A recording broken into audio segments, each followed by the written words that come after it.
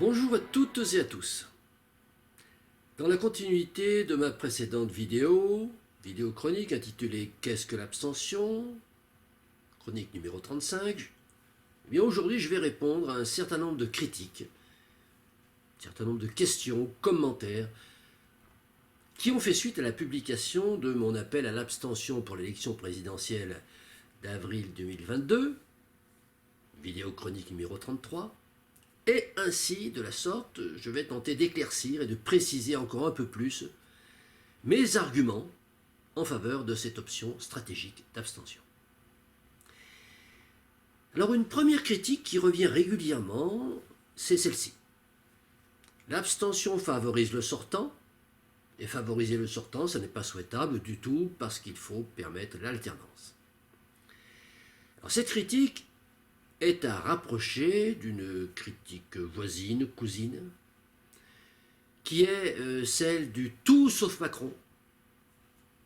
Alors, ces deux types de critiques, que je range dans la même catégorie d'ailleurs, présupposent comme un fait acquis et comme une évidence absolue qu'il existe, parmi les 11 autres candidats, un ou plusieurs candidats qui sont préférables au président actuel. Bien. Alors, à l'appui de cette option, l'argumentation de ces partisans du vote quand même ou du vote à tout prix, cette argumentation, elle s'appuie généralement sur l'énoncé d'un bilan du président actuel, présenté comme étant un bilan calamiteux, et donc finalement une preuve irréfutable de sa disqualification pour continuer son mandat. Un contradicteur va même jusqu'à m'écrire qu'appeler à l'abstention est irresponsable, du fait que cela reviendrait à valider la continuation d'une série de forfaits politiques pendant 5 ans, tels que par exemple, alors je cite in extenso, casse de l'assurance chômage et casse des retraites, les riches qui se gavent via les paradis fiscaux, les pauvres qui s'appauvrissent, les petits agriculteurs bio qui sont en train de plonger comme les conventionnels. En effet, des tonnes de salades bio ne trouvent plus d'acheteurs. Et les éleveurs labé, vendent une partie de leur lait de vache au prix du conventionnel. Et certaines fermes vont effectuer des déconversions de l'agriculture biologique vers l'agriculture chimique. Je cite toujours ce contradicteur. Donc ce serait également accepter la continuation des burn-out dans les milieux hospitaliers, accepter la casse des services publics, accepter l'invasion du numérique partout des répondeurs automatiques. Ce serait accepter la dérive totalitaire, covidiste, le QR codisation de la société, etc., etc., etc. Alors, la grande faiblesse, me semble-t-il, de cet argument anti-abstention, c'est bien entendu la croyance que je qualifierais de quasi-religieuse, qu'il existe un candidat, parmi les 11 autres que le président actuel, un candidat qui, lui tout seul, ferait en sorte que ni l'assurance chômage ni les retraites ne soient cassées, ferait en sorte que les riches cessent de se gaver via les paradis fiscaux et même cessent de se gaver tout court. Un candidat ferait en sorte que les pauvres cessent de s'appauvrir et deviennent plus riches. Ferait en sorte que les petits agriculteurs bio, au lieu de plonger comme les conventionnels, deviennent des paysans heureux. Ferait en sorte que le travail en milieu hospitalier devienne plaisant et agréable, que les services publics soient étendus, que le numérique régresse au profit du contact humain, que la tyrannie médicale soit abolie et la liberté individuelle des soins soit instaurée, etc., etc., etc. Alors, nonobstant le fait que certaines de ces options anti-Macron soient souhaitables ou pas, ce type d'argument présuppose que le candidat choisi, qu'il se nomme Marine Le Pen, Valérie Pécresse, Anne Hidalgo, Éric Zemmour, Nicolas Dupont-Aignan, Jean-Luc Mélenchon, Jean Lassalle, Fabien Roussali, Annick Jadot, Nathalie Arthaud ou Philippe Poutou, que ce candidat mettra bien en œuvre ces mesures que ces citoyens non abstentionnistes souhaitent.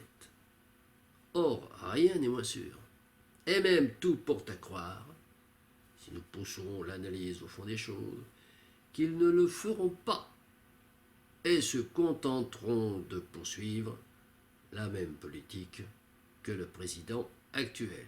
Pourquoi? Eh bien, pour au moins 3 raisons. Première raison. Il faut savoir que dans le système politique actuel, régi par la Constitution de 1958, les promesses électorales n'ont aucune valeur. L'article 27 de la Constitution stipule même qu'elles sont nulles. Nul, c'est le terme exact, employé dans la Constitution pour désigner tout mandat impératif, c'est-à-dire textuellement tout engagement formel pris par un élu vis-à-vis de son électorat, et engagement qui serait de ce fait contraignant pour lui. Et l'article 27 en rajoute même en précisant qu'un élu n'agit qu'à titre personnel, ce qui signifie qu'il ne parle pas en son nom personnel, qu'il ne parle qu'en son nom personnel et pas au nom de ses électeurs. Et le président actuel, Emmanuel Macron, l'a d'ailleurs fort bien compris. Il a fort bien compris cette directive de la Constitution, lui qui affirmait en 2017 « Un programme, ça ne sert à rien ». Alors, en dépit de cet argument, les tenants du vote à tout prix vont nous dire qu'il faut quand même faire confiance aux candidats choisis, qu'ils choisiront, pour appliquer son programme, même si effectivement le système législatif ne l'y oblige pas. Et c'est alors que nous en venons à la deuxième raison, qui nous semble militer en faveur de l'abstention. Cette deuxième raison, c'est que les 11 plus 1 candidats en lice sont tous des politiciens professionnels. Des politiciens professionnels, c'est-à-dire des salariés d'une entreprise politique. L'entreprise qu'elle se nomme LR, LREM, RN, FI, PS, etc. Bon, autant d'acronymes semblables à nombre de SARL ou de SA du secteur commercial. Et dont l'objectif, c'est de vendre un produit avec un argumentaire adapté aux désirs émergents de la cible visée. Ça s'appelle le marketing. Eh bien, ces 11 plus 1 candidats, ils sont comparables, tout à fait comparables à des dirigeants d'entreprise, dont l'unique souci est de faire prospérer leur activité, à l'exclusion de toute autre motivation. Cet objectif, ça consiste à identifier des paroles en forme de promesses électorales susceptibles de recueillir un nombre suffisant de votes pour obtenir une dotation financière proportionnelle de la part de l'État, ce qui en termes commerciaux se nomme faire de chiffre d'affaires. Car il faut bien savoir, et il n'est pas certain que tous les citoyens votants le sachent, il faut bien savoir que le financement des partis politiques émane essentiellement de fonds publics, calculés selon une formule mathématique ou arithmétique qui octroie à chaque parti un certain nombre d'euros proportionnellement au nombre de voix, de votes que ce parti a obtenu lors des élections. Ce qui signifie en termes clairs que plus un parti ou candidat d'un parti, plus il obtient de votes, plus ce parti devient riche, et plus il peut payer grassement ses salariés dont le candidat présidentiel en premier lieu. Dit autrement, le cœur de métier d'un politicien professionnel, dans le cadre constitutionnel actuel, ça n'est pas de chercher à mettre en œuvre telle ou telle mesure qu'il préconise, mais c'est bien d'obtenir le plus de votes possible, afin de réaliser un chiffre d'affaires le plus élevé possible, et au final, c'est bien là son objectif principal, c'est-à-dire pérenniser son emploi, comme tout un chacun, et pérenniser son salaire, comme vous et moi. Ainsi, le salaire ainsi que celui des collaborateurs de l'entreprise politique, dont il est le dirigeant.